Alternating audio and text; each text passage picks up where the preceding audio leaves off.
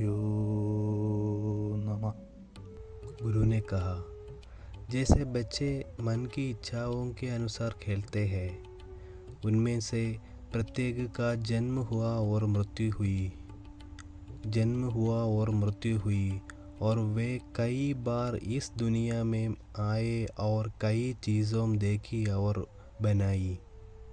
लेकिन एक बात किसी को समझ में नहीं आती है कि कोई भी एक समझने की पूरी कोशिश क्यों नहीं करता है कि यह दृश्यमान ब्रह्मांड और वह स्वयं किसके लिए है, और जो कोशिश करते हैं वे ऐसा करने में सक्षम नहीं होते हैं।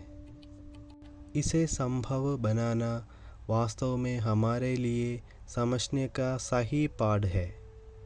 जब हम इस महान विश्वविद्यालय अपनी जन्मस्थली की धरती पर आते हैं, उस पाठ की परीक्षा और उस परीक्षा की सफलता निश्चित रूप से हमारे लिए पहला रास्ता है। पृथ्वी पर सब कुछ किस उद्देश्य से बनाया गया था, या हमने स्वयं कई रूप क्यों धारण लिए और इस तरह से क्यों बनाए गए। हम मुक्ति को तभी समझ सकते हैं जब हम इसके पीछे की पूरी जानकारी प्राप्त कर लें। जब कोई उस मुक्ति चेतना में चलता है तो उसे मोक्ष के द्वार का एहसास होता है और उसे खोलने का एक रास्ता मिलता है।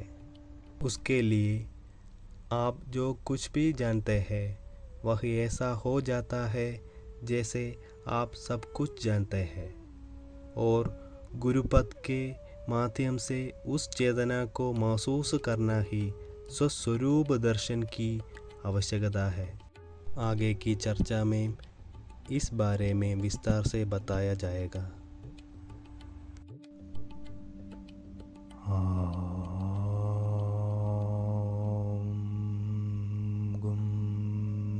गुरुभ्यो